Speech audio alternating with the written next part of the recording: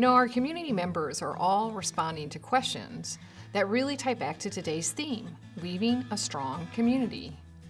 Right now, at this point in history, it feels like we find ourselves at a crossroads. We seem to be on a path that is divisive, isolating, and more combative than collaborative. As a matter of fact, just a few months ago, American Public Square featured a conversation with Robert Putnam and Shaylin Romney Garrett, authors of Upswing, How America Came Together a Century Ago and How We Can Do It Again, that focuses on improving the tone and quality of civil discourse. Their book plots our history, looking at times where we as a country have had high we periods and high I periods. The data, not unsurprisingly, indicates that we are in a very high I period right now. They postulate that solutions don't lay in addressing prevailing economic or political issues of the day, but really in looking at ourselves and how we are building connections with each other. In that lays our path back to focusing on the we in community and building the resiliency needed for our future.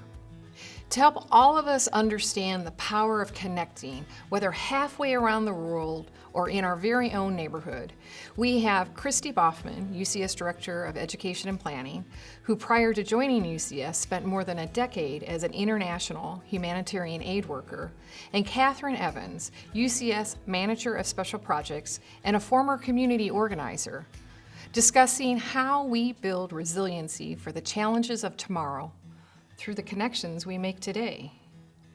Please join me in welcoming Catherine and Christy.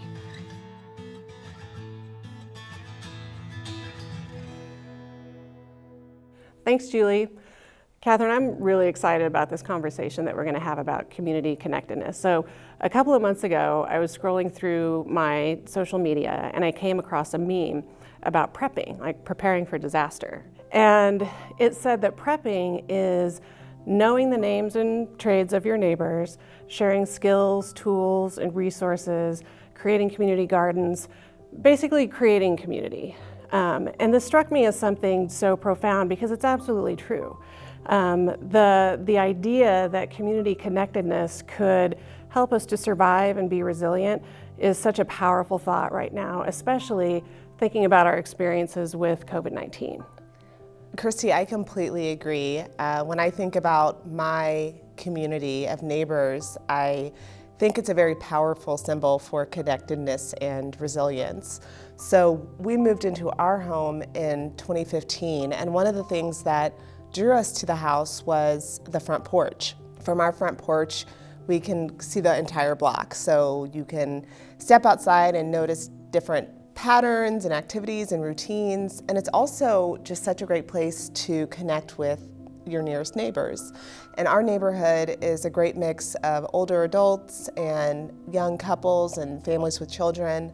So at first these connections started pretty simply, a wave from across the street, or maybe strike up a conversation as we're taking our trash out for collection. And then over time, we started to get a little bit more curious about one another. We'd ask questions. What's your name? How old are your kids? How long have you lived in the neighborhood? And what do you like about it?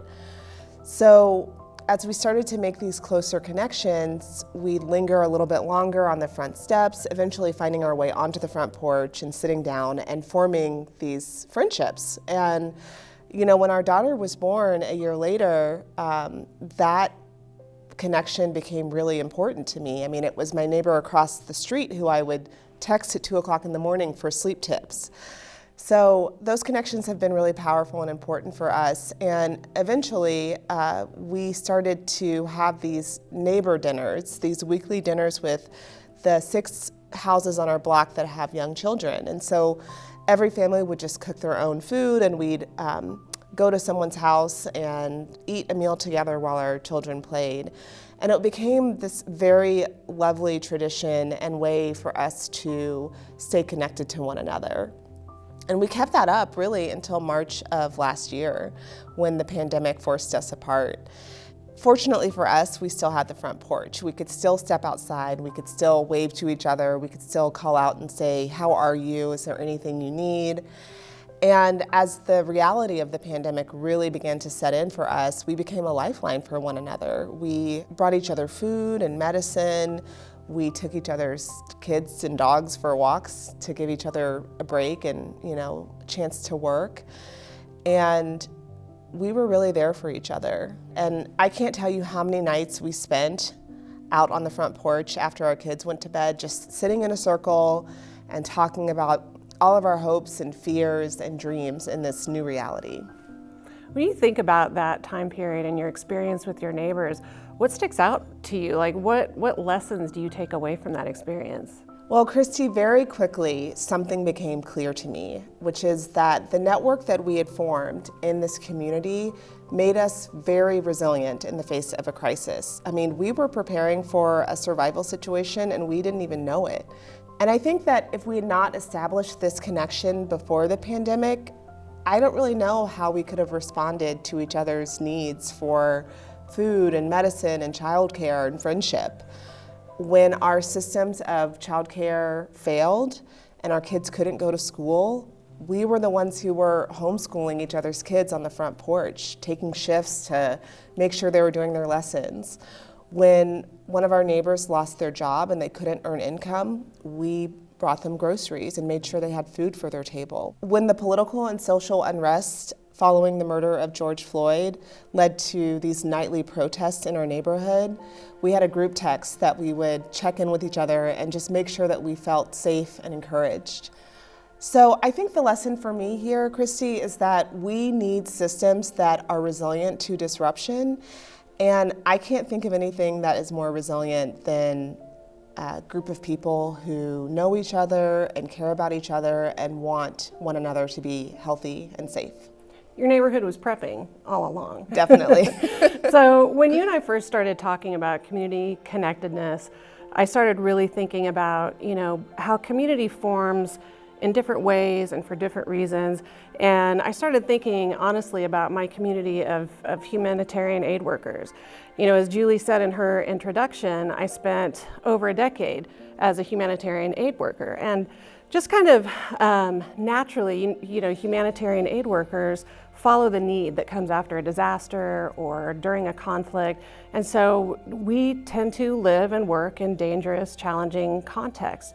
But no matter where I went, no matter what country I was living in, I always had a community of aid workers. And that community was so vital in terms of meeting the needs of the people and the communities where we were working, but also in terms of me and my safety, right, and my own well-being. One example I can think of is when I was living in Darfur, so western part of Sudan, in a town called Niala. And at the time, I was working for UN Peacekeeping, but there was still quite a bit of conflict going on. And for me in Niala, every day began and ended with my community. So first thing that we did every morning was meet up for a security briefing. And that briefing would cover everything from any areas that might be unsafe to if there had been any fighting or if anybody had been displaced. It might cover carjackings or hijackings. It could be scary, but it also was a moment for us to really center ourselves in our mission and the work that we were doing. It was a chance for us to be able to connect with each other and offer resources and ask for help, to see how people were doing, just check in on one another. It was that moment where we could grab a coffee and have a conversation and just, touch base before we all went out to do whatever the day would hold for us. At night, my night ended with community. We had a nightly radio check. Every aid worker in Niala would have a radio and a unique call sign. And so UN Peacekeeping would call everybody's call sign at the end of the day. And so you would wait. It took about a half an hour. And so you would just listen and wait for your call sign. And you got to know people's responses and listen for their voices, listening for the people in our community. And you knew they were listening for you too. It was just another way to connect at the end of the day and make sure that everyone had made it home okay. Yeah, that sounds like a really important thing to have in a crisis situation. So I'm so glad that you had that. And what you're saying reminds me of a book that Julie actually referenced earlier. There's a book called The Upswing by Robert Putnam and Shailene Romney Garrett. And in this book, they talk about how the United States has become demonstrably, even measurably more divided over time. And what they're seeing in their research is that we have become more of an I society than a we society.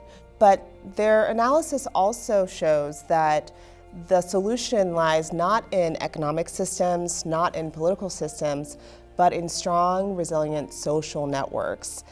And I think what's apparent from both of our stories, Christy, is that when so many of the systems that we've come to rely on fail, what remains is our connection to one another. You know, thinking about the pandemic, I think it's really important for us to note that not everybody was impacted in the same way by COVID-19. You know, some people's lives were devastated by the health and financial consequences of the pandemic, while some people moved through COVID-19, you know, basically unscathed. And it makes me think that maybe if at the beginning of the pandemic we had thought about COVID-19 not as kind of this great equalizer, you know, something we were all going through together in the same way, if we had recognized that actually some folks, particularly people of color, are more vulnerable and require stronger social networks to prevent harm. I think if we want to build those networks, we really have to commit ourselves to breaking down barriers to health and, you know, addressing gaps that we have related to kind of racial inequities, socioeconomical inequities, or political divides. And when I think about those kinds of things, I think that is why it is so important that UCS's commitment to health equity and racial equity is so vital in this particular moment. I think what we've begun to notice at UCS is how important these connections are for the work that we do, right? Our vision at UCS is that everyone would have the opportunity to contribute to the health and well-being of their community. And when we think about the approaches we take, there's really not a single issue that we've worked on that hasn't required us to bring in community partners and bring in multiple voices to the table. So these concepts, this theme of community connectedness, it's really at the heart of what UCS does and who UCS is.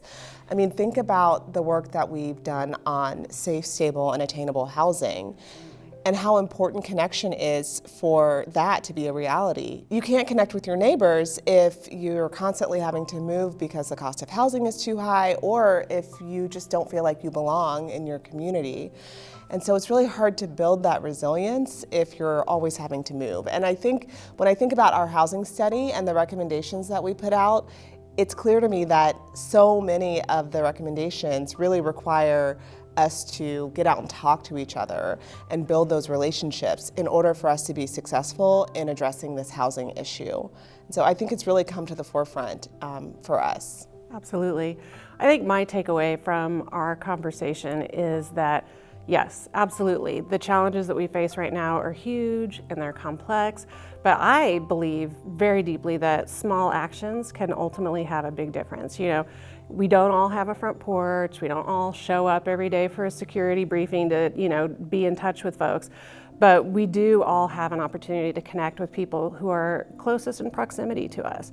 You know, you shared a quote with me that said that social change moves at the speed of relationships and relationships move at the speed of trust. And yeah, it takes time to build a relationship that is there for you in a crisis like the pandemic. But I think that we all have something that we can do in terms of connecting. So my call to action for anybody joining us today would be find a way to make a connection. Maybe you're walking your dog and you see a neighbor, or you're at the playground watching your kids and you see a parent.